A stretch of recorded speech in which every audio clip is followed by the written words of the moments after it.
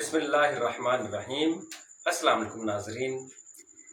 بے خطر کود پڑا آتش نمرود میں عشق، بے خطر کود پڑا آتش نمرود میں عشق، عقل ہے محو تماشائے لب بام ابھی۔ ناظرین، اس شعر میں ابراہیم علیہ السلام کا کوئی ذکر نہیں ہوگا، لیکن جو یہ شعر سنا جائے خود بخود ذہن ابراہیم خلیل اللہ کی طرف چلا جاتا ہے، ان کے صاحبزادے کے عظیم قربانی کی طرف چلا جاتا ہے۔ جی ہاں، اللہ تعالیٰ نے سال کے 365 دنوں میں سے اور 12 مہینوں میں سے کچھ دن مخصوص کیے ہیں، کچھ مہینے مخصوص کیے ہیں، ان کی فضیلت مقرر کی ہے، جیسا کہ رمضان کا مہینہ باقی مہینوں سے زیادہ افضل ہے۔ ایسے ہی دنوں میں سے بھی یہ جو 10 دن آج کل چل رہے ہیں ذوالحج کے مہینے کے، یہ 10 دن بڑی فضیلت والے دن ہیں۔ ابراہیم علیہ السلام، ان کے صاحبزادے حضرت اسماعیل علیہ السلام، ان کی زوجہ محترمہ حضرت ہاجرہ علیہ السلام کی یاد میں کی گئی قربانیاں، ان کے امتحانات اور ان کے امتحانات میں کامیابیوں کا تذکرہ ان دنوں میں ہو رہا ہوتا ہے۔ ذوالحج کا مہینہ بڑے فضائل اور برکتوں والا مہینہ ہے۔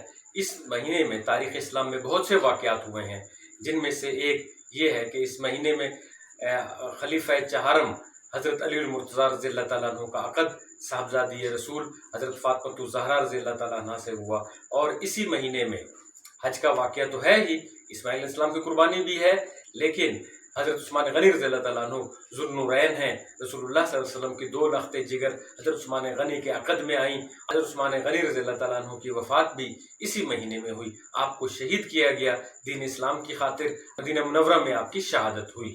ابراہیم علیہ السلام کی سنت کو تازہ کرتے ہوئے تمام دنیا سے خوش نصیب مسلمان سعودی عرب میں اکٹھے ہیں، 10 ذوالحج کو قربانی کریں گے، اس یاد میں جو ابراہیم علیہ السلام نے اللہ تعالیٰ کی محبت میں، اللہ کے عشق میں وقت کے حاکم نمرود کی حکم عدولی کی۔ نمرود خود کو خدا سمجھتا تھا اور اپنے آپ کو سجدہ کراتا تھا۔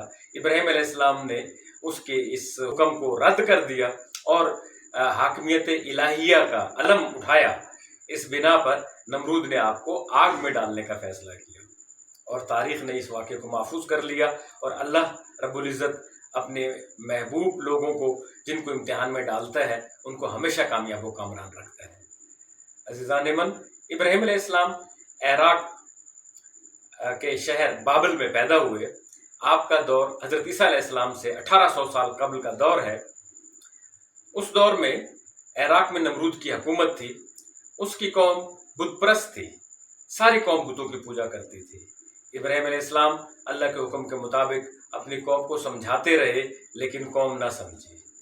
بالآخر بتوں کو آپ نے ایک تہوار کے موقع پر توڑا۔ ابراہیم علیہ السلام نے ان کے بتوں کا انکار کیا۔ اس بنا پر نمرود نے اپنی قوم سے مل کر یہ فیصلہ کیا ابراہیم علیہ السلام کو آگ میں ڈال دیا جائے۔ لیکن اللہ اپنے نیک بندوں کو امتحان میں تو ڈالتا ہے، لیکن اس کے بعد بہت بڑے انعامات سے نوازتا ہے۔ ابراہیم علیہ السلام کا تذکرہ اللہ تعالیٰ نے قرآن مجید میں 25 سورتوں میں 69 مرتبہ 69 ٹائمز اللہ تعالیٰ نے ابراہیم علیہ السلام کا نام نامی اس کا ذکر کیا ہے۔ اور صرف یہیں تک نہیں، حضرت اسماعیل علیہ السلام کا تذکرہ قرآن مجید کی 8 سورتوں میں 12 مرتبہ کیا گیا ہے۔ ابراہیم علیہ السلام کی جب عمر مبارک 86 برس ہوئی، یہ اولاد کا ہونا ناممکن ہوتا ہے، مگر اس وقت میں اللہ تعالیٰ نے آپ کو اسماعیل علیہ السلام جیسے صاحبزادے سے نوازا، اور اس کے کچھ عرصے کے بعد ایک اور صاحبزادہ اسحاق علیہ السلام آپ کو دیا۔ حضرت اسحاق علیہ السلام حضرت سارہ علیہ السلام کے بطن سے پیدا ہوئے۔ آپ کا تذکرہ قرآن مجید کی 8 سورتوں میں 12 مرتبہ ہوا ہے۔ اللہ تعالیٰ اپنے محبوب بندوں کا امتحان لیتا ہے، اور جب وہ اپنے ان امتحانات میں کامیاب اترتے ہیں تو اللہ تعالیٰ ان کو بے تحاشا انعام سے نوازتا ہے۔ اور ابراہیم علیہ السلام نے تو لاتعداد امتحانات دیے، کہیں آتش نمرود میں آپ کو ڈالا گیا، کہیں بیٹے کی قربانی کا حکم آتا ہے، اور اسی طرح آپ علیہ السلام اپنے بیوی بچے کو اپنے علاقے سے دور چھوڑ کر آتے ہیں، اور اس وقت مکہ جو وادی غیر ذی زرع، وہاں ایک سبزہ نہیں اگتا تھا، کسی قسم کا سبزہ نہیں اگتا تھا۔ اللہ کا حکم آ گیا، آپ نے اللہ کے حکم پر لبیک کہتے ہوئے اپنی بیوی اور اپنے بچے کو، ننھے اور معصوم بچے کو مکہ مکرمہ میں چھوڑ دیا۔ اللہ رب العزت نے آپ علیہ السلام کی اس قربانی کو قبول فرمایا اور بہت عزت بخشی، حتیٰ کہ حضرت ہاجرہ علیہ السلام اپنے ننھے بچے کے لیے पानी की तलाश में सफ़ा और मरवा की पहाड़ियों के दरमियान जो तगदो कर रही थी, उस फेल को भी अल्लाह ताला ने क़यामत तक के लिए महफूज कर लिया।